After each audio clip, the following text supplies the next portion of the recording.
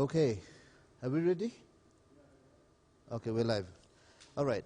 Welcome again to Culture TV, where we are discussing the 100 million stimulus package. Today we are talking about financial inclusion. Remember, this week we'll be discussing about how to monetize your content. And with me, I have two gentlemen who represent very interesting institutions, and I'll allow them to introduce themselves. But the background of this, and to put it into context, is yes, we have been given, artists have been given 100 million as a stimulus package, but the question is, what will they do with that money? Yes, they will create the content, but will they be able to make money from that content? The purpose of this week is to discuss those things that can actually help us create money from content. And yesterday we spoke about IP and basically how the law can facilitate one making revenue. Today we have the banking sector to discuss financial inclusion and how you can be able to access finance from traditional institutions. And of course, we will continue having many more discussions in this series. So on my immediate right, we have Duncan Oyaro from FSD and Fidelis Moya from Kenya Bankers Association. But I think, Duncan, what do you do at FSD? Yeah, so I think, first of all, I need to just highlight the fact that FSD Kenya is not a market player, rather we are a market facilitator. So FSD's key mandate is to enhance financial inclusion in Kenya. We believe that by doing so, poverty eradication is going to be real, right? Okay. So as a market facilitator, we play with key stakeholders, we play with the financial institutions, we work with the end users of finance, to sort of see how we can enhance access to finance in and of itself. So that's what FSD is all about. Personally, I am an enterprise finance and innovation specialist, and that means that I just work with the industry, with the financial market, to support their capacity to innovate financial solutions that add value in those. All right, yeah. That sounds like an interesting job. It is. It is. Yeah. All right. Fidelis. Yes, sir. Yes. Introduce yourself. Thank you very much for inviting me to this talk. My name is Fidelis Muya, as you've said. I work for the Kenya Bankers Association. This is an association that represents all 45 commercial banks in Kenya. My role there is technical services. Basically, I manage projects and initiatives towards streamlining financial services in projects that mainly improve access to financial services. And in the context of this conversation, any project that can enhance access to finance is of interest to us. All right, then. Very good. So the thing is, I think to start off is, what is financial inclusion? Well, many people define it differently. Now, at the very basic level, you can argue that financial inclusion is ensuring that everybody has access to finance. On the other end, then you can talk about ensuring that people have access to useful financial services that can really drive inclusivity, right? That everybody, through access to finance, can play a key role in Kenya's economy, can be included in Kenya's economy.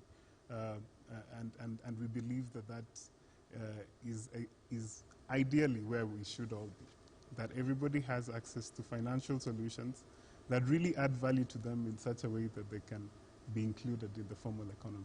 All right.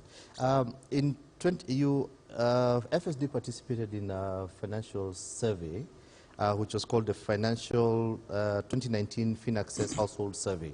Yes. This was in partnership with the Central Bank of Kenya, Kenya National Bureau of Statistics, and yourselves.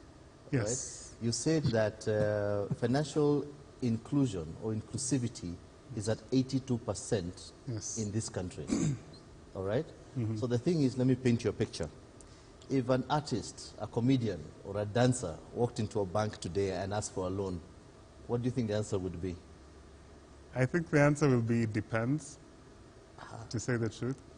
The way finance works in many sectors, not just the creative sector, is that it's easier for an individual to be served as an individual rather than as a creative or as a farmer or as an enterprise, right?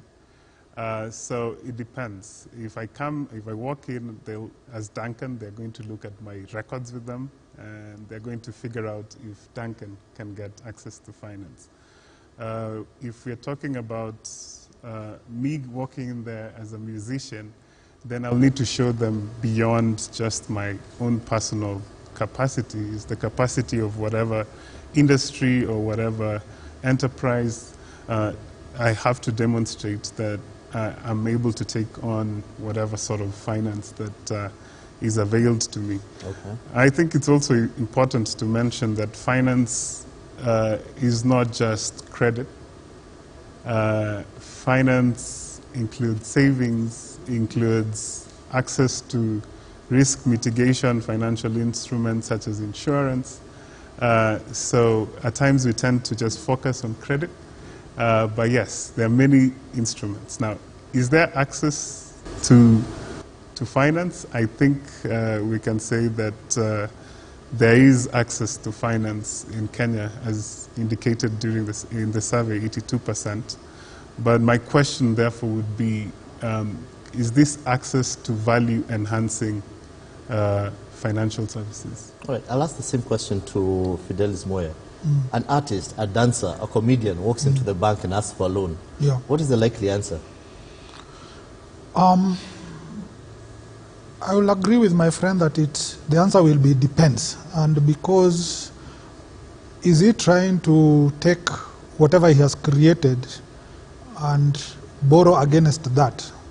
And if that is your answer, then probably it will be no. But if he's trying to borrow, there are quite a number of products. There's a wide range of products that banks and financial institutions have developed. What I think you want us to discuss is, does the financial services sector have a range of products that can cater for the need of creatives? And that, I would say, is we have not developed our financial markets to that extent. Okay. Why do I say that? Because creatives deal with a lot of things which are basically, shall I say, not tangible. Yes. Number one. Number two, creative is about something that you yourself perceive as creative. Not necessarily the next person will look at it as creative. So you could have a song which you think is very good, but the rest of us might not agree with you that that song is good. So if you go with a song to a bank and say, I would like to borrow against the sales of this song, the bank needs to be convinced that you will be able to sell that song and make enough money to repay whatever money you are looking to borrow. And that's very hard to come by because it is not an objective measurement. It's really subjective. A song can be played today and nobody listens to it. The next day it can become viral because Fidelis listened to it and I have 1 million followers and all of them listen and buy. Okay. So that is a very, shall we say, very iffy situation for a financial institution to lend you against. So we need to look at other ways that creatives can get funded for their activities beyond just going to a bank to borrow against their creative material. Because if the bank does not appreciate the creativeness, then really there is no value to them. Okay. Yep. All right then. The very interesting point about products not yet being created for them. Yet we see that as we continue growing, you find that the creative sector is actually getting more and more attention, both locally and globally, and hence, of course, this 100 million stimulus program that is there. The question then becomes, is there, in your circles, already discussions about how this creative sector can actually be supported? And the question then also is, how then do we bring in that group of people? Because you will agree with me, when we were growing up, probably, this generation, our parents told us to become doctors, lawyers, engineers, pilots, basically those stable type of incomes. Today, if you ask our children what they want to become, they want to become footballers, DJs, musicians, and the question is, where are the institutions to support those career ambitions? The thing is, don't you think it's about time that banks now started looking at that as a facilitator for the next generation of Kenyans who are coming up, but they're looking at the creative sector? I would flip that question to the creatives. What I would like to say is, maybe the banks are not the people you are looking for financing. Okay. What I would be looking at is what we call venture capitalism. Basically what it is I look for somebody who has some financial muscle that is willing to invest in a venture with me. So if I'm a musician, I can approach yourself, Roy, as a certain person with a pool of funds that you are looking to partner with me, and we agree that yes, you will fund the development of that music for a percentage of whatever revenue we make out of that. And that way then you can be able to get, because the basic element is the venture capitalist will be risking their money or putting their money and partnering their money with that creative skill to develop a product that can then be sold. Okay. Now the income from that is both parties are taking a risk. You are taking a risk on your money, I'm taking a risk on my creative, and we are both venturing to make some money out of it. If we make money, good. If we don't make money, I've lost my creative, you've lost your money, and we move on to the next venture. So unfortunately, the way banks are structured is they are not that kind of venture risk takers. Banking institutions basically provide what we call cash flow. You have a facility that you want funded because you are sure you are going to make your money. And on the basis of that, the bank lends you cash flow to make your operation operate. But they don't expect that you will go at a loss. If you present a proposal to a bank that you're going to make a loss, they're not going to look at it. But a venture capitalist can say, yes, I will risk my money because I see something in this, okay, and I'm willing to put my money. And if they lose their money, that's it. And what they do is they spread their risk. So I can take the 100 million that you've been given and fund 20 musicians. I know out of those 20, 5 will be a hit. 15 will not make money. Maybe 2 will break even. But the money I make from the 5 will pay for the rest of the money that I had lost from the others. And that's the way venture capitalists work. And I think that is what we need to start encouraging in Kenya, because a lot of creatives don't have the financing to get their business out there. Mm-hmm. And there are quite a number of people who will take a gamble on a creative song, invest some money, knowing that there is a likelihood they will not get it back, but they are willing to then venture on it and get their return. All right. Duncan, your thoughts? Yeah, I totally agree with Mia. The truth is, we all have basic financial requirements or needs that financial services can serve, and that is, we need financial services that will help us manage and cope with our day-to-day. What I mean by that is, if I as a creative have a gig to perform, I need to hire out instruments, I need to, just to perform that gig, I might need some working capital facilities. Now, are there working capital facilities out there? Yes, there are working capital facilities. But are they tailor-made, so to speak, so that it can speak to a particular sector? Then that's where the challenge comes. Now, on one side, for financial institutions to be able to tap into this industry, I think there needs to be a certain level of innovation. Now, innovation, I think, goes two ways, right? I think that the creatives themselves need to be very creative in terms of how they package themselves, how they, are professional and formal in terms of as an enterprise. They also need to package themselves in how they access their audience, how they access their markets. Now, the reason why I'm saying that once you're innovative about how you package yourself, how you conduct your business, then you can have data which anybody can analyze to understand whatever it is that you're doing and where the opportunity lies and your potential, because numbers don't lie. What I'm trying to say is that we have an industry that is very opaque to the financial sector. It's not a sector that we would normally understand, but with a bit of investment in terms of trying to understand how it works, then we can be in a better position to innovate solutions that can speak to the sector. Having said that, I have to caution now. I know that, the thing is, on one side, bankers are businessmen, right? They're here to make business. If I look at KNBS statistics, the creative sector has been contributing, according to the statistics, 0.1 to GDP, 0.1% of GDP.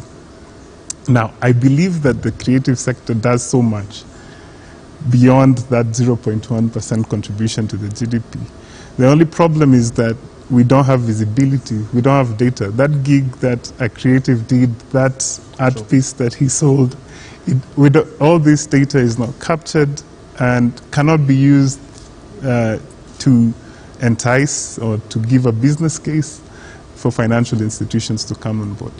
So I think that we need more transparency, we need more professionalism, we need to take this industry to the next level, and that will draw in interest from various parties. So back to Moya, when you're talking about banks, when they're looking at things like revenue, incomes, they're looking at what, predictability? What else are they looking at? I'll take the conversation he's taken it and take it to the next step. A bank needs to see records of your income. So what does that mean? You must really be formal in your business. Okay. Most of the creatives operate as individuals, and they don't keep as good records as would be expected by a financier. So for example, if I'm a musician, I spend my money and invest that money in my business, but I also draw the same money on my personal expenses.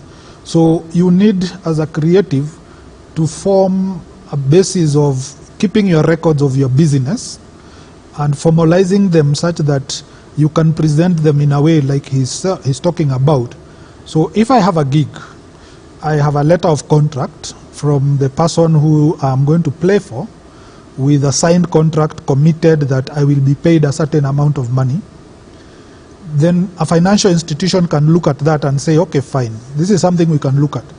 But if you just tell me, come and play on Sato at my place, and I promise to pay you, the bank cannot take that anywhere, because there's no written agreement that you are expecting some money. So you need to have records of how many gigs have you played this month, how much money have you made. And one thing that people should do is open a bank account and bank that money, so that the bank statement then can support your records of gigs.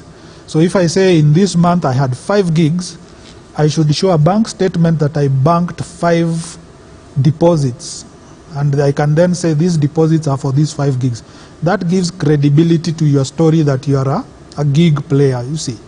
So with that history of being paid 5 gigs per month, then I can approach a bank and say, in the next month, I need financing for 2 gigs. Now the bank can take those 5 gigs you made last month and say, yes, with this probability of 5 gigs, you have the revenue that can promise you 5 gigs, so we can fund you 2 gigs next month.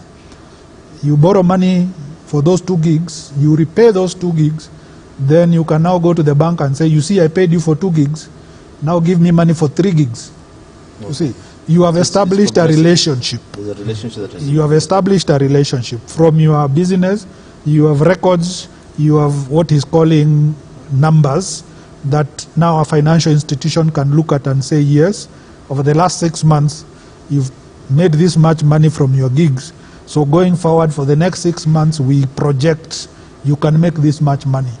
And then on the basis of that, I can lend you a certain amount of money with the comfort that you are going to be able to pay because you have a history of that kind of gig. Without that history, a creative can be as good as whoever we want to name, but nobody can take that to the bank because you need to have records, you need to have evidence of that money coming in so that the bank can see, yes, you really have cash flow, and we can now give you money with the expectation that you will pay because you can demonstrate you have cash flow. All right. So the thing is, records are important, whether they are M-Pesa records? Any record that we can validate, because if you have M-Pesa, we can get a statement from the M-Pesa system to show that you actually have money. If you have records of contracts you have with people, we can call those people and say, how did this man perform? Okay. He performed, yes. Did you pay him? Yes. That's good. Because there are a lot of entertainers who sign contracts and don't pitch. So if you show me contracts, they don't mean much. But if you show me contracts and the people you played for then come and say, yes, you actually turned up, and I paid you, and here's the money we banked, now you have credibility. You can now go to an institution and say, I am so and so. As you know, I play here. So now we can talk about you funding me for my next performance. So the access to credit, the access to finance by creatives is also dependent on records. Exactly. Is also dependent on basically practices that what is calling professionalism. Yes. Professionalism means you have a disciplined way of approaching your craft. Yeah. So I have records. I played at Kenya National Theatre on 5 occasions last month. Yes. If you come, I will show you the 5 contracts that I signed, or the 1 contract for the 5 shows. Yes. I can show you the payment I received for it. May not show you the money, but I received money, I banked it. Okay. I may have used it for the next gig, but there is a record of that money. So number one, most important, that creatives need to keep records for whatever gig that you're doing, payments that you have received, expenditure. Expenditure is very important. Business expenditure, not flashy cars and things. Business expenditure yes, is actually very, very, very important. Yes. So we're now getting closer. So the thing is, when we started these conversations, it was very far. Yes, but this is 1.5. Okay. Yeah. So the thing is, we were quite far from from one another. Now we're getting closer by having documentation. Right. Yeah. All right. So this gives you credibility. It also gives a pattern of predictability for the bank. And a history. And a history. Yeah. So what else does the bank look at? Because the thing is, I now have records. I can now be able to prove. What else is the bank looking for?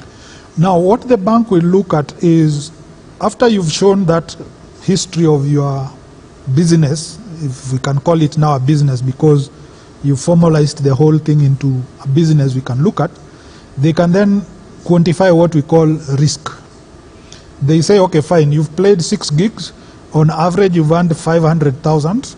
So if you come to me for a loan of 200,000, I can be able to lend you with enough. That is enough for me to risk the 200 based on the 500 history you have. Yes. So now a bank can take that and now say, okay, I will lend you that, because now they can see you really have a history. So what he mentioned was that we need to develop to understand the creative market. And the way we can understand the creative market is by taking those informations. Okay. So one bank will say, okay, fine, you've played 5 gigs, you've earned 500,000 per gig, I can lend you 200. Another one which has a bigger appetite for risk can say, with that 5 gigs, I can lend you 400. So you need to present that with your business model to different banks, because different banks have different appetites for risk. And then you go through the process with them. And you will find that some of them will lend you a certain amount of money. Others will tell you, okay, this is good, but do something else in addition to that. Okay. So at least you have a starting point for a conversation you can have with the bank. Yeah. I'd like to bring in the angle of technology in all of this. Now, there are new ways of doing things, pretty much, that are now available to us thanks to technology. There are platforms out there that, I think YouTube can, you can upload your music, you can upload your content, and the more followers you have, you can, we can start seeing that, I've got 1,000, I've got 1 million followers, I've got 5 million, followers, that sort of thing. And even just the data in terms of how many people interact with your content and how you do all this. What I'm trying to get with is that at times it's not even, we don't even have to wait for the mainstream financial players to come up with solutions for our industry. All it takes is me to know that, if someone has 1 million followers on YouTube, then I can classify him in this way. So there is opportunity for anybody, fintechs, to come around and try to innovate solutions around existing platforms that the creatives are actually currently using. So sometimes, we can say that we can take this slow, we start gathering all the data, but there are platforms out there that are just full of data that people haven't tried to figure out how they can use to actually make a lending decision. Are you getting? Yeah. And, the more people use platforms, they even increase their revenue streams. I think Safaricom has their Skiza, I think, that I can upload my content there and I can engage with my, audience. People can play it on their phones as callback and that sort of thing. Now, on that platform alone, I can have a lot of data in terms of incomes that any artist has been making out of their music, the number of downloads that people have made of their music or that sort of thing. And all this data is gathered intuitively.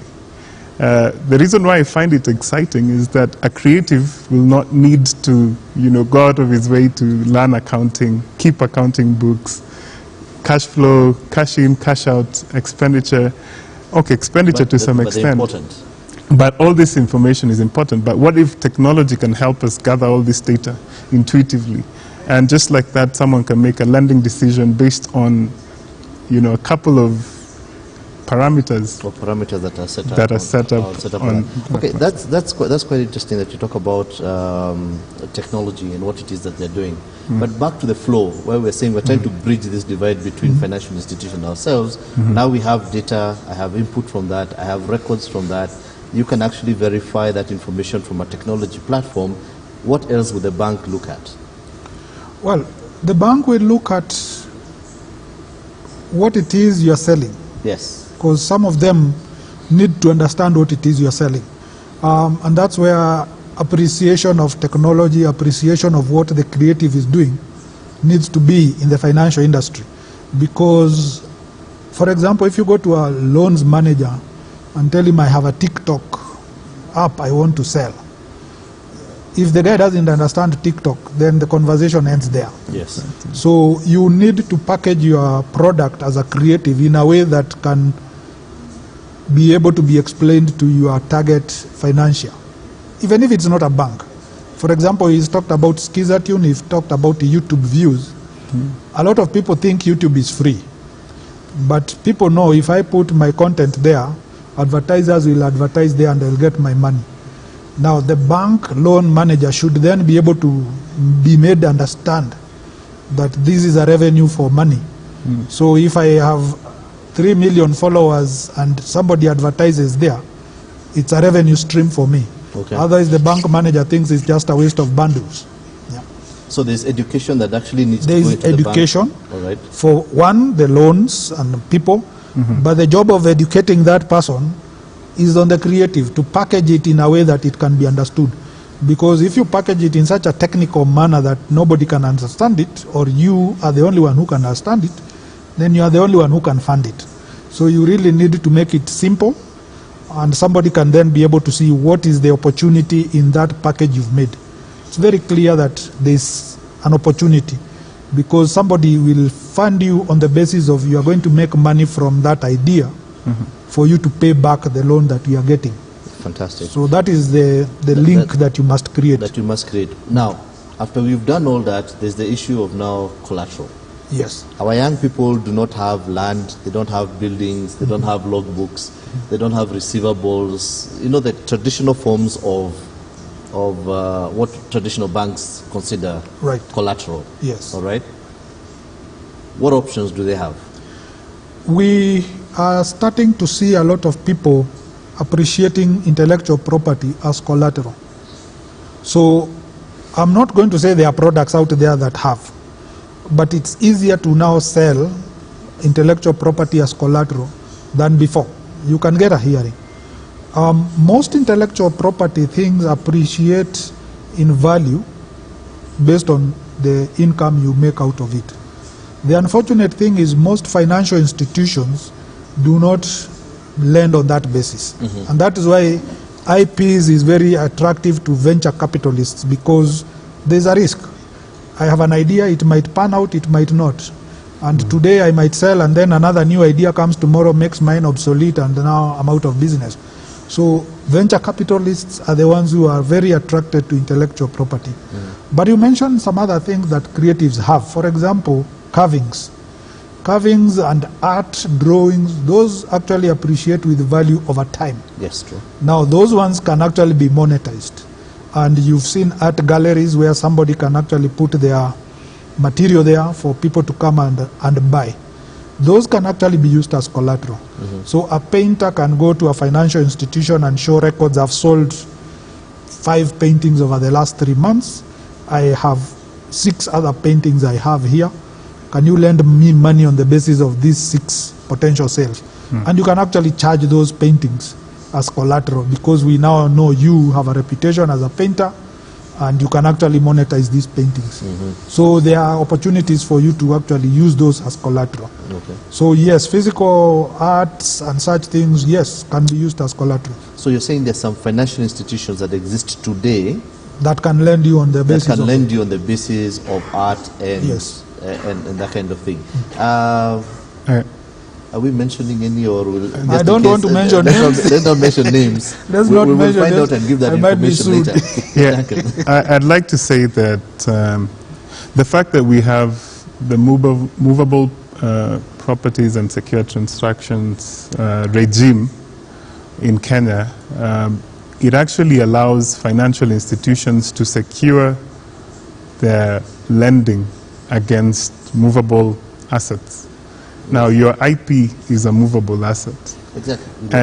And now, you know, the Attorney General's office, or the business office, gives you this platform that you can actually register your security rights on Duncan's IP, right?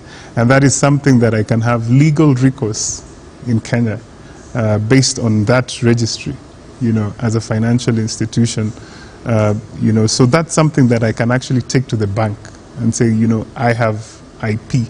I think what hasn't been very quick is that part where we're saying we haven't innovated with some of, you know, the infrastructure that we have. And this is one key piece of infrastructure in the credit market system that I believe could be very useful to the creatives. Everything is mentioned, your art, your carvings, your music rights. Your music rights, even receivables. Like, I've done a gig, I'm expecting this much money. So basically contracts between I can take it and say, you know, I've got a security right in all receivables from this gig. And a bank can, you know, extend you some money based on that receivable. So I think there's a lot of interesting infrastructure, you know, financial infrastructure that, you know, is in place. Under development. It's actually in place. Developed, actually. It's available. It's available. It's just we need to see more innovation around using these key pieces of infrastructure, and I think tying that together with the knowledge of a particular industry and seeing how I can use some of this infrastructure available to me as a financial institution to come up with a So that's actually solution. Very good news for artists, especially people who've got actually tangible tangible things like art, sculptures, book rights would fall into that particular category. They would also have contracts. If you have a contract between yourself and a reputable organization for commitment to pay or promise to pay for an activity, that you can actually be able to use that, you can leverage that to get a loan from a bank. So now we're now getting very, very, very, very close. So then what stops people from walking into a bank and with the records, with their IP, and getting a loan? Because many people, when you talk to very many creatives, they complain that access to finance is usually one of the biggest challenges that they have. What do you think the problem is? I would peg it to knowledge. For example, how many artists know about the collateral register he's just mentioned? It's on eCitizen? No. It's in the Registrar General's office. We now call him Registrar of Business. Yeah, in the Registrar Attorney General's office. But you can access that through eCitizen. You can access it through eCitizen. Yeah, there's a tab for collateral registry. Collateral registry. Yes.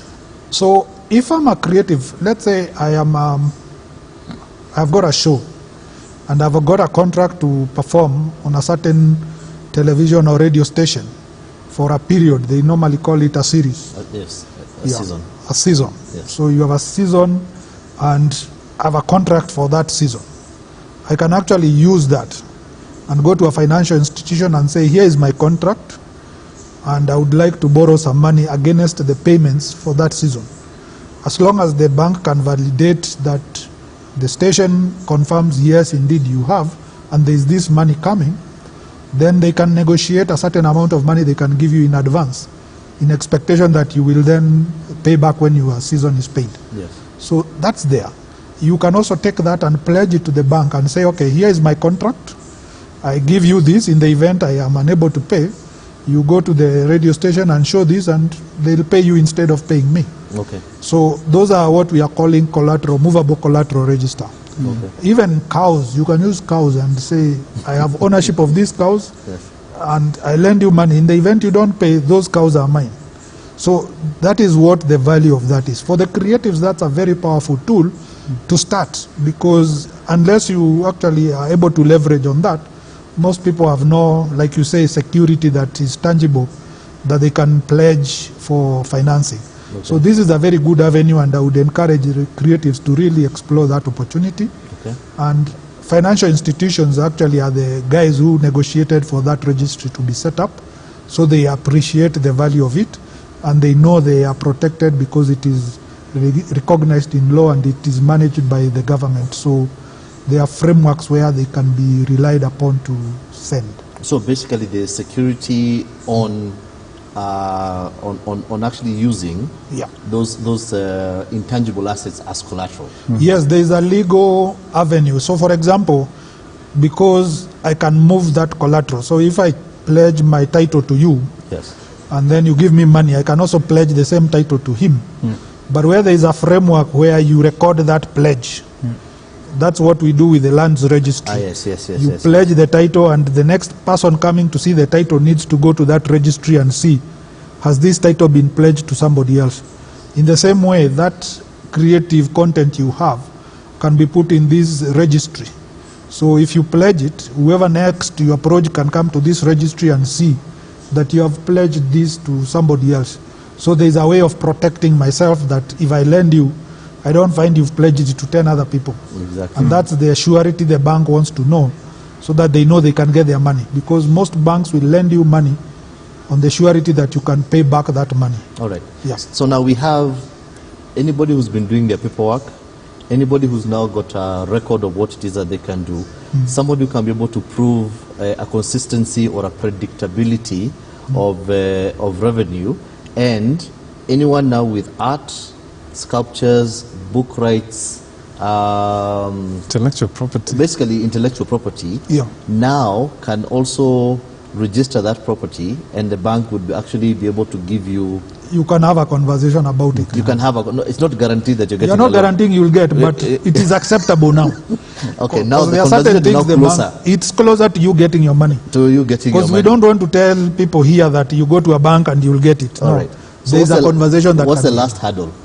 The last hurdle is how you then present it to the bank, because presentation is important, and who you present it to, because you can go to the bank front office cashier, they've never heard of the collateral registry. So you need to know, where do you pitch this idea? And if I use those terms, creatives will understand, because for them to get a gig, they need to know who they pitch. You don't just walk to a radio station reception and pitch. Yes. You need to find out, in the financial institution, who do I pitch for this idea to catch? And that's where the conversations between the financial institutions and the creatives can come in, so that we tell people the best person to approach is X, and this is how you approach that person, this is how you present your proposals, that it makes sense to somebody who can evaluate it. Okay. Yeah. So if today, right now, we made a commitment and said, all right then, the information that we have given has been new to quite a number of people. The question is, where then can we consolidate that information so that people now can follow that particular process? Would it be at Kenya Bankers? Would it be somebody like yourself? Would it be an independent institution? Would it be the Ministry of Sports, Culture and Arts?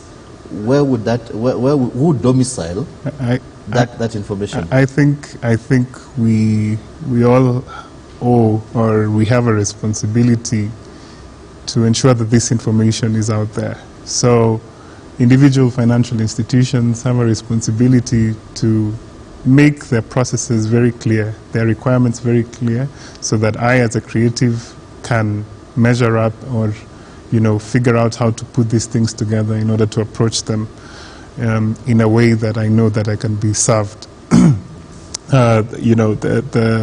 The whole financial market, and even the creative sector owes, has a responsibility to their members. So, various cultural forums where they can get this information, just like we are sharing it right now. Mm-hmm. They need to put it on the forefront in terms of, this is what you need, and this is the kind of support that you require in order to access. Now, individual and private players who are also in this space also have a role to do it.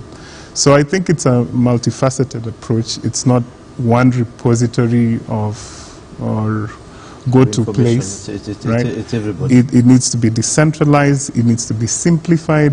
You don't talk about movable collateral registries and all these things. How can I communicate that more effectively to my potential clients? How can I communicate it more effectively to your clients who are artists? And yeah, how does financial market facilitators such as FSD ensure that innovation and what is out there in terms of financial solutions, everybody has a chance to actually leverage it?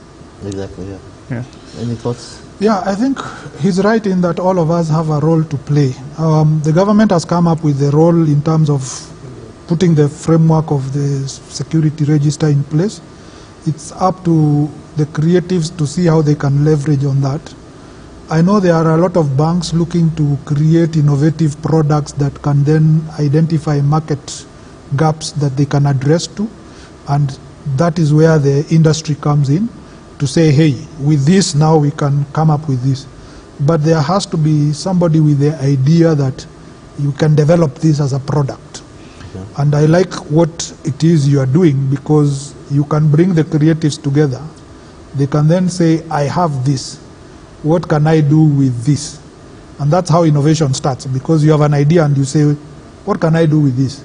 So this we are conversing about is actually innovating on a way that creatives can leverage financial inclusion for themselves by leveraging whatever ideas and things they have. Okay. So the conversation is starting here. I think it needs to move forward to say, for example, if you get your creatives together, they bring whatever it is they have, then we can see how can we package it in a way that it can become a financial product that then we offer to the financial sector players to say, here is an opportunity for you to finance this product. Or to innovate and this is how it will work, this is how it operates. Then they can say, panel beat it here, and we'll fund it. Okay. And that's how it develops. And that's how it actually flows. Yeah. All right, so we've now done, we've basically now gotten to the conversation stage. There's the packaging stage and information.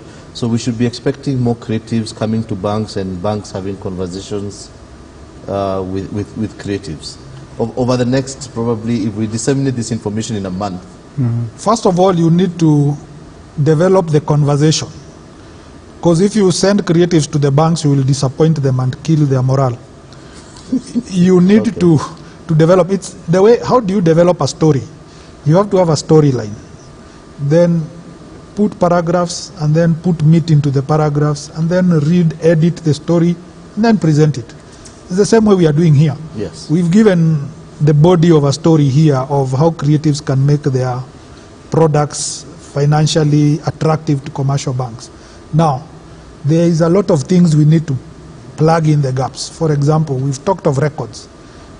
Do these creatives know how to keep these records? He talked about IT, technology, creating records, gathering records.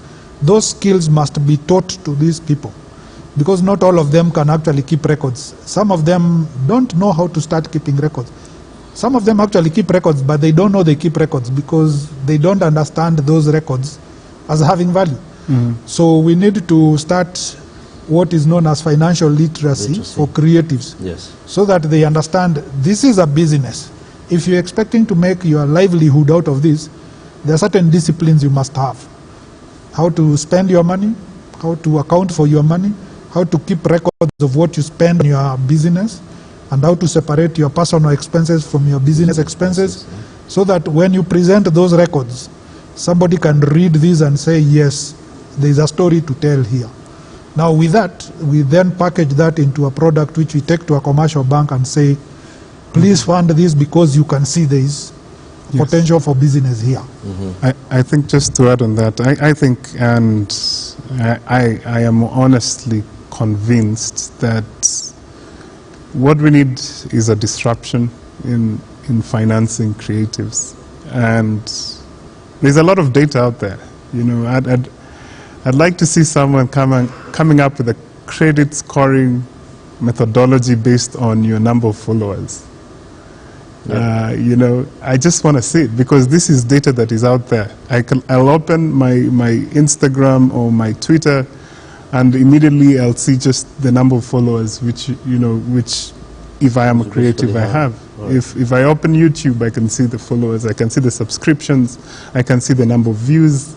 All these things can, you know, be used as a platform. Now, I'm not saying that financial institutions have that responsibility. I'm saying that there's immense opportunity out there for innovators, right? I can partner with Safaricom as a financial provider to ensure that my Skiza Tune clients, the Skiza music clients, you know, due to the data, due to the transparency, due to, you know, the fact that it's Safaricom that is paying this artist, then I can come up with a financial solution for artists on the platform. So I just want to see that level of innovation. You know, sometimes we wait too much on things to move, but we can leverage them, technology, and, you know, come up with a partnership where a financial institution partners with a platform like Safaricom's, and we develop solutions. We develop solutions around that. Yes, yeah. And I think that's the first step. And then once the financial institution has been getting all this data from the platform and from the lending that has been going on, they'll see new opportunities and they'll start taking advantages of such opportunities. All right. I think the data, the platforms to evaluate social media, geomapping, and those kind of things are already being done by certain CRBs. I believe there's one that I know of. We're not doing brands today, but there's one that actually will be using your geodata, your social media links, to actually give an evaluation of the kind of social capital that you may be able to leverage. But as I said, it's about acceptance of those methodologies to financial institutions. So the financial literacy does not actually play only on creatives. The financial literacy also plays on the side of banks and financial institutions. The literacy on the bank side is not financial. It's not financial. It is another different kind of literacy. Yes. That is their potential market literacy for the financial institutions to see what is out there for them to develop products for. And that's a literacy they need because, for example, they may not appreciate what is just talked about, that there is a Skiza tune that gives somebody revenue based on the number of followers who listen to it. Now, if a bank manager listened to that idea, and saw the potential revenues and the numbers from there, You'll get it. then for him that is an opportunity. And that is the kind of literacy they need, to be told what is out there that you can potentially fund. Now, financial literacy for the artists is how do you keep the financial discipline to have records to convince somebody that you are bankable, because not everybody is bankable. Some people spend their money even before they get it. The moment I sign a contract, I go borrow a BMW, I borrow this, and by the time the check comes, net is 1,000 shillings. That is not bankable. But then how do I then compartmentalize my business to make sure that I can show records of my business and that it is actually making money? Okay. That is what creatives need to show, so that they have a record. They can approach a financier to show, I actually know what it is I'm doing, and I can put numbers to my business. All right. So when it comes to literacy or market literacy, what role would, I'm not asking you to commit, but what role would Kenya bankers play? What we would do is leverage on what is available. For example, if you have a concept that you think can work, bring it to us. We can then look at it from a financier's perspective and tell you where it can work, tell you what to do to improve the opportunity for it, and whether it can actually is worth exploring, because most of them come in with ideas. We need to panel beat and they can be bankable, so to speak. Okay. But because the creative doesn't understand the language of the banks, how to translate it to banking product is where we can add value to them and tell them this is the perception of the industry to you, to the banks, and this is how you can provide information to close that gap. And once they are closing, then a bank can have comfort to see that there is an opportunity. And we can work with that. All right. So is it a workshop also where you can actually invite credit managers, bank managers to come and see a presentation from probably FSD or somebody else about the potential of that creative industry? Is that a starting point? A starting point would be a meeting between the bank managers, product managers, and the creatives. Yes. The product managers may want to understand how creatives make their money, how the creative industry works, so that they can see how the structure of that market is. Because that is the gap, that if a bank doesn't understand how a market works, they will not go into that market. True. So they need to see what is the business opportunity in this market. How do you actually do your business? How do you make your money? How quickly does the money come in? And in what form does it come? Does it come in installment? Does it come lump sum? Does it come in advance? Does it come after? Once they do that, they can then understand how they can provide financial services to that market, knowing how it operates. So if, for example, it's very easy for banks to lend, which people call lazy banking, on salaries, because I understand salaries very well. I know on the 30th of the month you have a pay slip, there is net to bank, and that net to bank can be leveraged because I know it is coming to me. So I can lend you money knowing when it comes to me, I can nyonga mine and give you a balance, and that way I can lend. It's very easy. Yep. But to develop that took time. So for the creatives, we also need to come up with a similar process where we are going to say, how do creatives make money? What are the opportunities? What are the risks? And how do we mitigate those risks? And then knowing that, I can now put money and say, okay, if I give you my money, this is how you will pay me. And this then I can put into a product and we can sign a contract saying, every X months, you give me so much money to cover the loans you've given. Then it becomes a product. Very good. So in closing, I think we've had a very nice discussion about what can be done, but there are also practical steps of what I think that the institutions here need to do to actually push practical steps into the whole thing. We don't want it to be a talk shop. Yep. Right? We just don't talk about it, then it disappears. What we need to do is, after this, the institutions should actually get together and actually chart out a path and share that information that now creatives can look and say, this is the pathway to actually get financial access from traditional banks. So in closing, any closing remarks, Duncan? Well,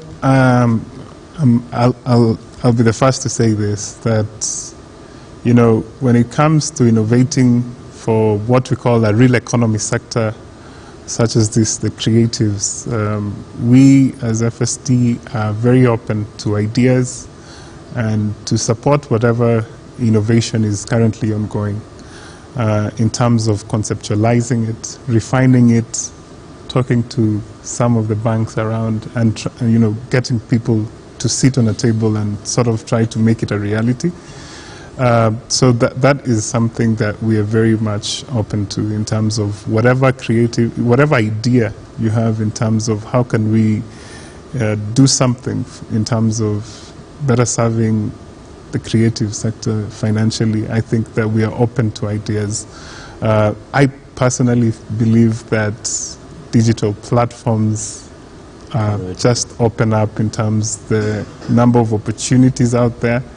And, with data, I can make banks get it. Okay, that is we will be looking to you for that. Fidelis. I just want to reflect on the comment you made about the youth today being a very different type of youth that we were.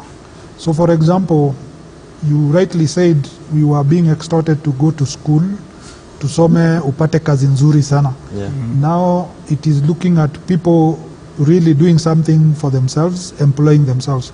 So the financial services sector needs to then come to the table to ensure that whatever it is that those young people do can actually be facilitated in terms of financial services and products that then can enable them to employ themselves. Because the gig economy is here and it is looking like it is the real future for a big portion of the youth. So we really need to start looking at solutions. We are open to any organized team, not individuals, organized team of creatives who can come to us with a model that we can work with and develop with a view of presenting it as a proposal for a commercial bank that then can look at and see whether it's a product that they can then develop and fund. Okay. That is fine. I like your closing remarks because it's now about job creation, all right? And there's one thing that I needed to ask before we finally conclude was COVID. The effects of COVID on the plans that you have had for the youth, for this sector.